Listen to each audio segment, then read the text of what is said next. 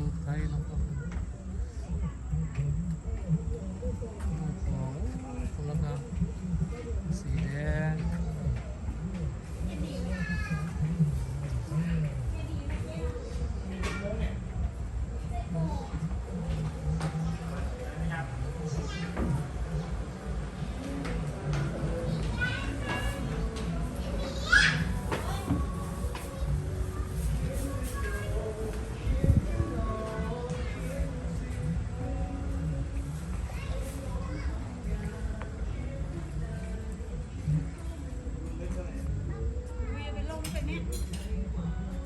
โอ้หนาว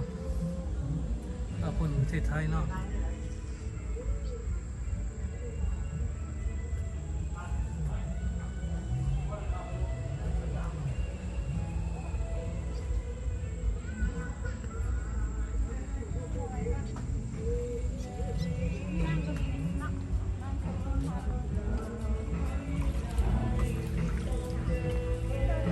อุ่นว่าเย็นดีวะ เย็นเลยเย็นเลย ร้อยแต่ละคนเนี่ยร้อยแต่ละคน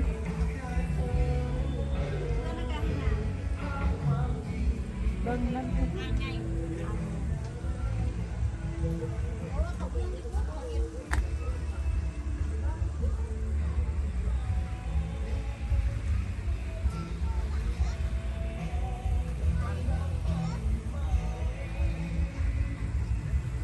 นี่บนอ่างอาบน้ำเนาะ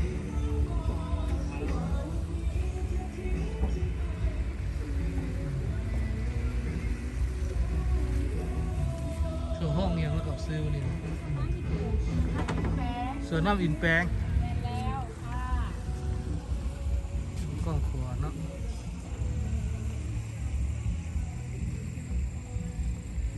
แล้วผมจะภาพไทยลาวแห่งที่หนึ่งหนองคายแห่งจันทน์หนองคาย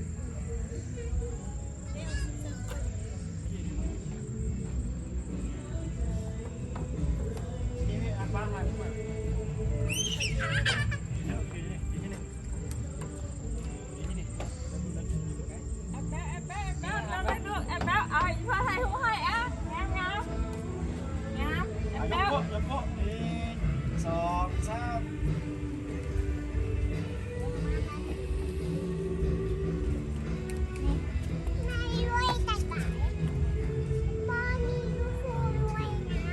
อยู่ดีๆมันจะสวยน้ำว่ามันยอดบุ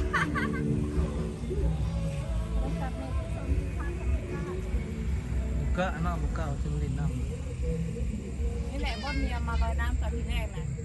นี่วะ ตัวนี้แหละเมียมาลอยน้ำขนาด คันร้อยน้ำเสียเท่าไหร่ ฮะ บริษัทเสียเงินเท่าไหร่ ไม่คนถามค่าลอยน้ำเสียเท่าไหร่สันนี่ 30,000 30,000กิบร้อยหรอที่ร้อยหรอ 30,000 โอ้ย เครื่องเนาะ มีเครื่องเปลี่ยนให้มีเครื่องเปลี่ยนไม่ใช่รถ เออตั้งใจ อยากอาบกันเลยอาบ ร้ ละ อยห้าเติมส่งบุหรี่นี่ถ่าย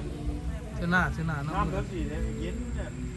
มันสองอาทิตย์แห่งหลายเนาะ เสาร์ที่คนหลายแล้ว หลายโพด เราค้ำยังไงกับเรื่องคนรักมาเนี่ย ตะแรงบ่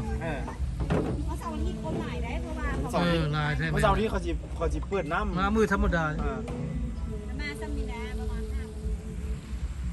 นายเพชรเวียก จับบุดเอาบุดจับบุด ยิ้มอีก